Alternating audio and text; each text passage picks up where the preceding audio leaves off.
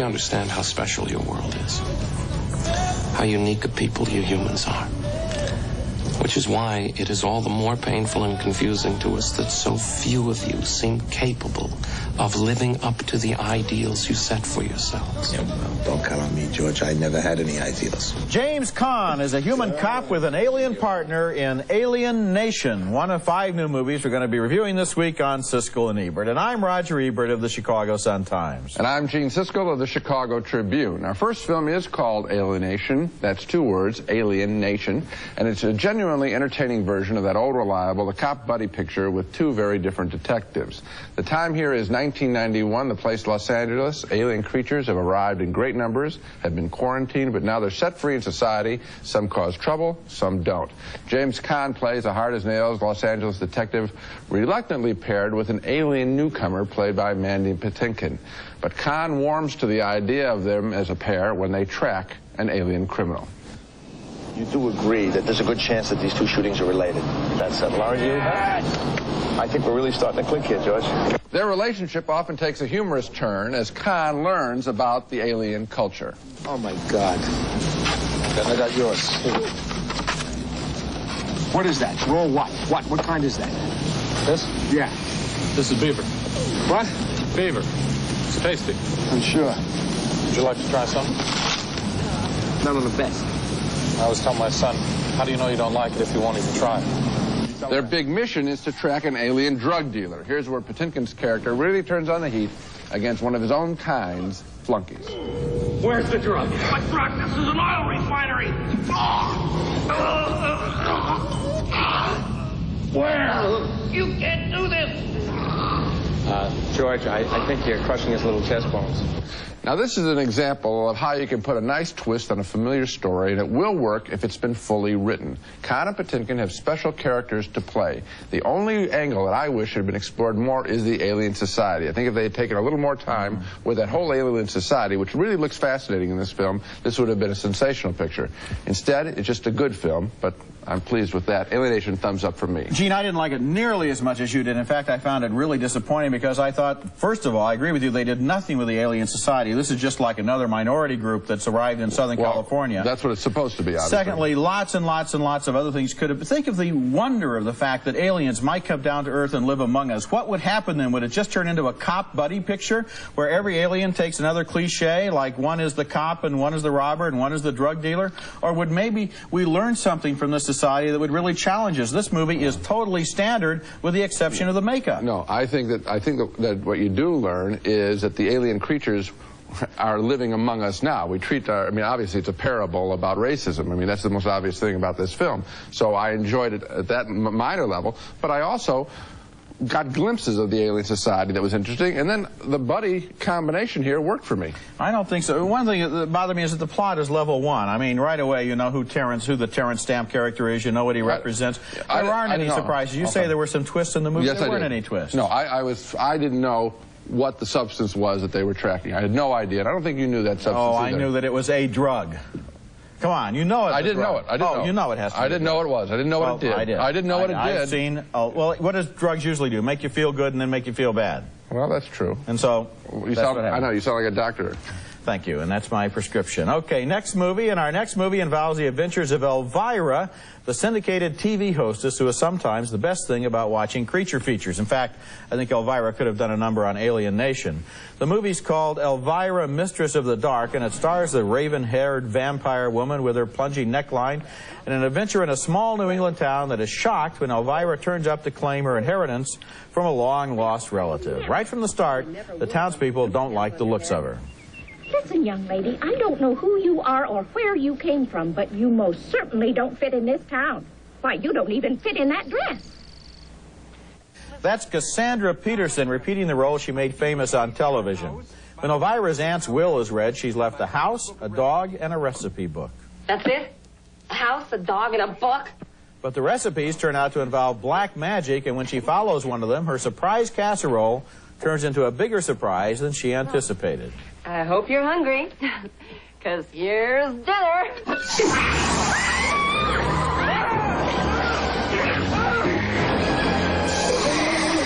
The There isn't much of a plot, but what little there is consists of Elvira's attempts to make friends with the local teenagers. Her approach is to tell them a lot of corny jokes. Tell him I was more than just a great set of boobs. I was also an incredible pair of legs. It was W.C. Fields who once refused to star in any movie that featured children, dogs, or plunging necklines. He was afraid that he would be upstaged by those three elements visually. Well, this movie is only missing the kid. It has the dog and it has the plunging neckline, and one of the problems Elvira has is that she keeps upstaging herself. Her appearance is so wild that her performance seems tame by comparison. The plot is corny and dumb, and Elvira's one-liners get tiresome when we hear them for an entire movie. She's like the guest that comes to the party and can't turn off the material. The Elvira character is intriguing, but I think she'd be better off in an up-to-date satire instead of this old-fashioned, recycled B picture that seems inspired by the same kinds of bad movies that Elvira makes fun of on television. If she weren't in this film, I bet she could do a real good job on it. Yeah, the problem is that there's no story here. I mean, you have her walking around in her makeup and her plunging neckline and her beehive hairdo or whatever it is, and too much hair, if I can say that. And she, doesn't have anything to do. I mean, really doesn't have. You have one special big effect, which we just saw, and that's an end of movie. And I don't know who they're selling it to, but it's not sexy, it's not funny, and it isn't a good teenager or horror picture. It might be for children if it weren't for the fact that some of the language and some of the situations are inappropriate. She has a couple of jokes that made me laugh where I thought there was a glimpse of some bright writing. I mean, they could take a character like her and really have some fun with it. They did not. The screenplay didn't do it. Coming up next, a new documentary on the life of John Lennon. It's called Imagine. Did your wife enjoy it over there? She loved it. Who? Shh, don't tell him he's married. It's a secret. Oh, I'm sorry. Mornings are always crazy in my house. Somehow, I make it to breakfast. Today, Mom is putting potatoes in the toaster, or Raya toaster hash browns. Now I can have real potatoes for breakfast and still make the school bus on time. Here comes today's Duracell battery. And here's yesterday's. Today's are built to last up to 30% longer than the ones we made just a few years back.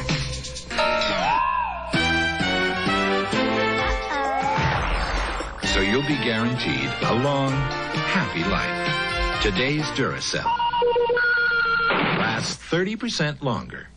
When we made Heinz Homestyle gravy, we used a homemade recipe like yours. Oh, really? Real beef juices just like yours. Oh, yeah? But where are the lumps?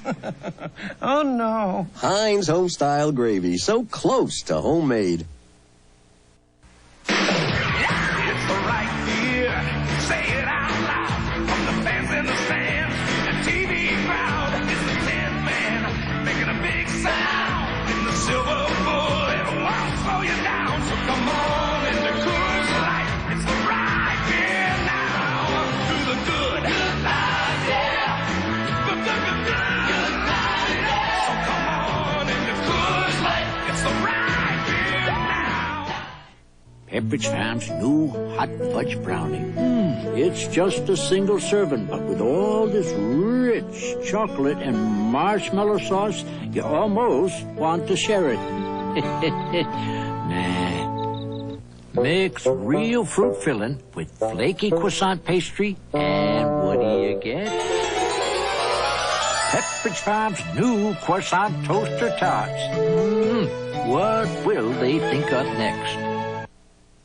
This weekend marks what would have been John Lennon's 48th birthday, and his murder 8 years ago has now prompted a scathing biography by Albert Goldman allegedly showing Lennon's darker side. And now here comes the release of a film titled Imagine that tries to give us a glimpse into Lennon's private life, as well as an overview of his career as both a Beatle and as an artist in his own right, working with his wife, Yoko Ono. I think the most revealing moments of this film come right at the very beginning, however, when Lennon talks about his boyhood. I was raised by my auntie. My father and my mother split when I was about 4. I spent some time with mother up till about 4. Then my father split. He was a merchant seaman, you know, you can imagine, and it was 1940s in the war and all that. And he left, and I was brought up by an auntie. The most special musical footage is a private rehearsal of Imagine at his palatial estate. Imagine all the people. In another fascinating clip from the Lennon archives, John explains how he first met Yoko. And the first thing that was in the gallery, as you went in, there was a white step ladder. And yes, I thought, okay, it's the first show I've been to that said something, you know, warm to me. So then I decided to see the rest of the show, and that's when we met. We also get some home movies with John and Yoko's son, Sean Lennon, who talks about his father. I never really registered that he was a Beatle until I saw a movie called Yellow Submarine. And I just put it together, and I would ask about it, and he would say, yeah, there's the Beatles. I was a Beatle, but that's over now. That's over now, and I'm spending time with you or something. What's on the screen in this movie is fascinating. There are some poignant interview sections, particularly with John's first wife, Cynthia, who talks about what it's like to be left behind in the dust of a star. There's an amazing sequence where we literally see her not get on a train with the Beatles. She's left behind. She can't convince the security guard that she's John Lennon's wife, and she is left behind. The music is wonderful, of course. I wish there had been more of it. But because of the current controversy over the book about John Lennon that paints a much darker portrait of drug abuse and cruelty, we are left to wonder if this movie, Imagine, is the whole story of John Lennon. But taken for what it is, it shows sides of Lennon's life that we haven't seen before, or sides that we have seen before and still find immeasurably pleasurable to revisit. I had something of the same reaction. You know, like everyone, I suppose I'm a Beatles fan and I'm a John Lennon fan. I also remember the Complete Beatles and the Beatles Story, earlier documentaries. This one has largely new footage, this archival footage of this man, as you said, who was the most recorded man of modern times. They had 200 hours of private home movies. The problem I find is that documentary films are people looking at you. Home movies are movies you're making about yourself, and so you are very deliberately performing, and you're very aware of the fact that you're making a home movie. So that frequently I felt that I was seeing John and Yoko in private moments that they were making public, such as their famous honeymoon, which they made into a press conference, so that I wasn't sure at all times that I was getting a documentary look. I felt I was getting a look which John Lennon almost stage managed after his death. Well, that's the one question I'm saying. Look, I would take any scrap of material. I just want to know what kind of material that I'm seeing, and I think you've described it quite well. It is somehow filtered. But there are times when even the person, when they're being photographed, can't know what the camera is catching. And there are some, for example, simple physical things. He was frail. That surprised me. I mean, I don't know why that surprised me. When I saw him now, he seems smaller. And then there are moments when he is tender to a visitor. That's a magical scene where a visitor, a stoned-out guy, comes to his house and he helps him. That may have been included in stage management in some way. It still is very touching, and a lot of people would have wanted to visit John Lennon's house, and they'll be interested to see how that scene plays out. By and large, it's a very interesting movie. And another thing that's interesting about it is the way it recaptures that all strange late 60s, early 70s period of flower power and all that, you know, grow your hair, peace in the world kind of thing. Seems very strange. Coming up next, Salaam Bombay, the story of a street kid in India who tries to survive in a world that seems completely indifferent to his fate. And also coming up, Track 29 with Teresa Russell as a restless housewife haunted by her fantasies. Electric. It's just the way he was.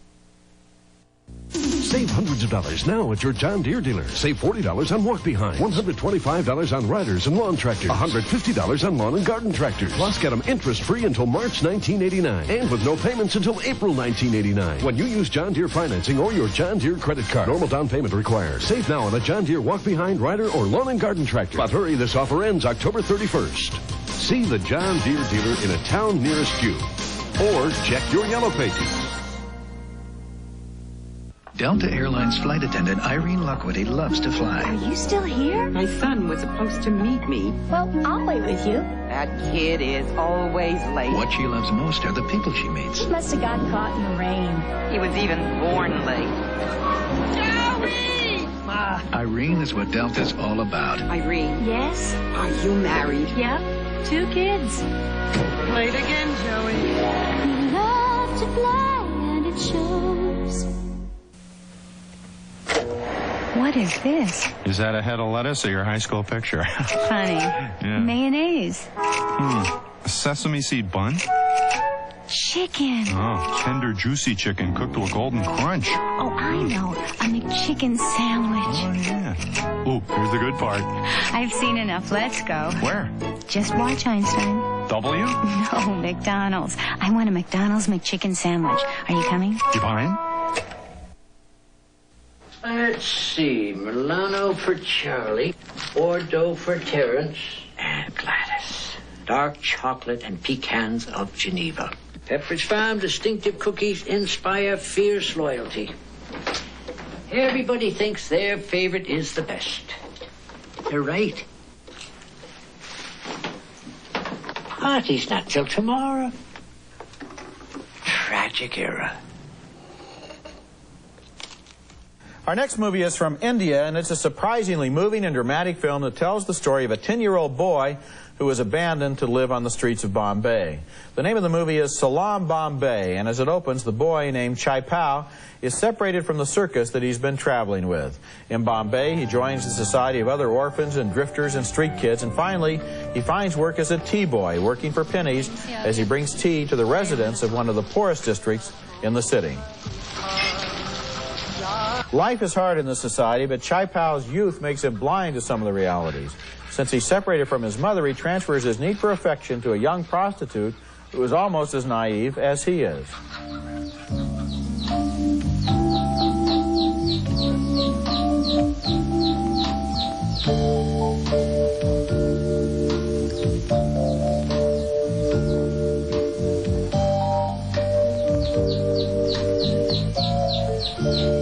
There were scenes in the movie that reminded me of the London depicted by Charles Dickens a century ago. Scenes like this one, when a prostitute and her pimp visit their daughter who has been taken away from them and locked up in a government school. ¿Qué hacías tú? ¿Tu chica no? ¿Usted qué una imagen? Salaam Bombay tells a sad story, but it is not really a sad movie because of the sense of life in the film. It's so abundant. Chai Pao is an unfortunate child, but not a hopeless one because he has intelligence and pluck and courage, and with a few breaks he might actually survive to grow up to be somebody someday. The movie shows us India as it's rarely been seen before. It was all shot on location, and some of the scenes, like a beggar's funeral, were shot with hidden cameras so that we can see the real reactions of the passers-by. The film's director is Meera Nair, a young Indian woman who studied film at Harvard and then made 4 documentaries before Salaam Bombay, which is her first fiction film. She knows how to tell her story movingly and honestly and dramatically, and Salaam Bombay is one of the best films of the year. Well, it certainly is one of the most moving films I've seen this year, and of course it comes from the heart rather than from some kind of manufactured Hollywood deal, and that's probably why it's so good. You mentioned Dickens. I think of Hector Vivenco's Pichote, which was about Brazilian street children, and similarly about the ones who will make it and the ones who won't. It's a story that is not told. It's a story that the numbers are in the tens and hundreds of thousands, possibly. It is a beautiful story. The individual characters, I don't know how the performances were achieved. I understand it was through some kind of workshop to get these real street kids to act like actors, but eventually their natural life, which is so refreshing to see on camera, comes through, and we follow this story. I mean, it's you know, I think the thing that frustrates us so much is when we can always predict where a movie is going. Here, there's no way. Here you can't. And the sense of life in this movie is overflowing. Now, you mentioned Pichote, the Brazilian film. The difference between these two films is instructive, I think, because there's a lot less hope in Rio and Pichote's life, because the society there is much less structured and much more brutal. The strange thing about Bombay, in this film anyway, shot by an Indian woman who presumably knows what she's talking about, is that even at the very lowest levels of society, people are recognized as existing, and they do have functions, and they can survive. So that sad as this boy's plight is, nevertheless, he's in a structure that will allow him to exist, and maybe he has a chance. Well, I think that's what the point that she wants to hold out hope for them. I think that's an attitude of affection and love that she wants to show, and it's shown beautifully. Coming up next, Teresa Russell meets a strange young visitor in a psychological thriller called Track 29. Are you English? Is it that obvious? Orville Redenbacher and his grandson, Gary. Well, popcorn is a fun item. Now, since we got the microwave flavors, it's made it much more interesting. It seems only right to flavor it with real ingredients. People wanted good, substantial flavors. Sour cream and onion, the cheddar cheese, nacho, and the caramel. I wouldn't think of eating anything else other than Grandpa's popcorn with real ingredients. And if he ever thought of eating anything else, he'd be disinherited anyway, so... A desperate time. A world at war. A boy alone. From the director of The Color Purple comes another home video classic, Empire of the Sun, now on video cassette.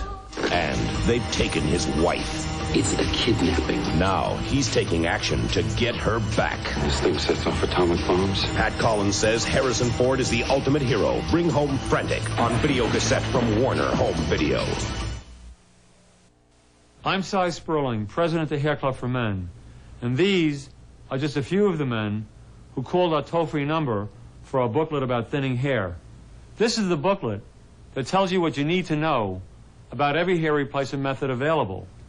It discusses everything, from toupees and wigs to transplants and weaves, and it even has a section on the realities and misconceptions of minoxidil.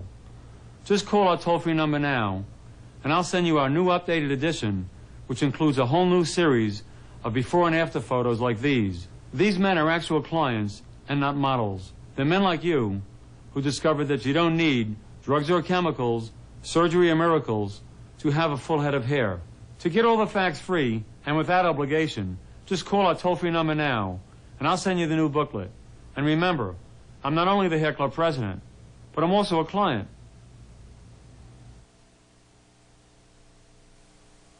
Our next film is Nicholas Roeg's psychological mystery, Track 29, with Teresa Russell playing a married woman who meets a stranger who winds up stirring up dark memories and current passions within her.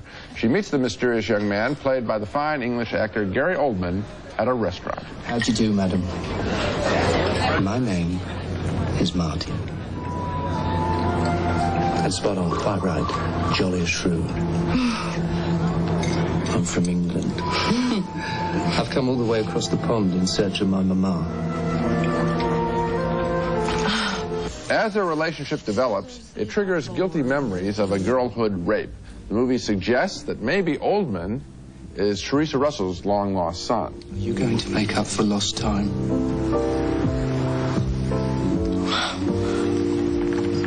How do you mean? All the years. All those years. The lost years. One of the questions this film raises is whether Oldman even exists for anyone else in the film, or can be seen by anyone, including Russell's wacky husband who is hung up on trains and his mistress, a nurse. The film tries so hard to be deeply psychological that it becomes frustrating for the viewer, at least this one, and sometimes even laughable. And unfortunately, I think it goes over the top in psychology and wastes the talents of two very fine actors. This movie was a tough call for me. I remember coming right out of the theater and somebody asking me, did you like it? And my immediate reaction was, no, I didn't like it. Then I realized like has nothing to do with it. This movie is not intended to be likable. I think it's intended to be challenging, and it's supposed to be the kind of movie that you puzzle out later. For example, the Gary Oldman character is not only not there for anyone except Teresa Russell, but he is also, he's the same actor as used to play the man who rapes her at the carnival. So the entire movie takes place inside her mind. I agree. Possibly including even all of the weird things involving her husband and his model trains and his super patriotic model train club and his nurse who likes to spank him while wearing leather gloves or rubber gloves. All of this kinky stuff is right out of Nicholas Roeg's grab bag of tricks that he uses in all of his movies. And this time it's intriguing. It doesn't compare with his other films. That's where I think you're right. I mean, this is the kind of film he likes to make, and I'd like to see. But this time I thought that the grab bag was full of a lot of bum prizes. Well, I think the one thing that's certainly worth seeing is Gary Oldman's performance and Teresa Russell's performance. Roger, as much as they're two of my favorite actors, that wasn't enough. You're not going to budge me on this one. Okay, I won't budge you. Now let's recap the movies we reviewed on this show. We had a split opinion on Alien Nation, the science fiction cop buddy movie. Gene liked the fantasy. I thought it was predictable. 2 thumbs down for Elvira, Mistress of the Dark. Corny dialogue and a juvenile plot. 2 thumbs up, though, for Imagine, the John Lennon documentary with some fascinating, never-before-seen footage. And we both voted thumbs up for Salaam Bombay with its colorful and emotional portrait of an Indian street urchin. Finally, a split decision on Track 29, the bizarre fantasy starring Teresa Russell and Gary Oldman. I was intrigued, Gene was disappointed. And so the one that I like the most is Salaam Bombay. I think that's really one of the milestones of the fall movie season. I think it's very, very special. I think that the John Lennon film can be enjoyed for whatever it is, and we'll never know the full story. And I also got a kick out of Alienation. Okay. That's it for this week. Next time we'll be back with reviews of 5 more new movies, including The Accused, a courtroom drama with Kelly McGillis defending rape victim Jodie Foster. And we'll also review Shirley MacLaine starring as a strict piano instructor named Madame Suzatska. That's next week. And until then, the balcony is closed.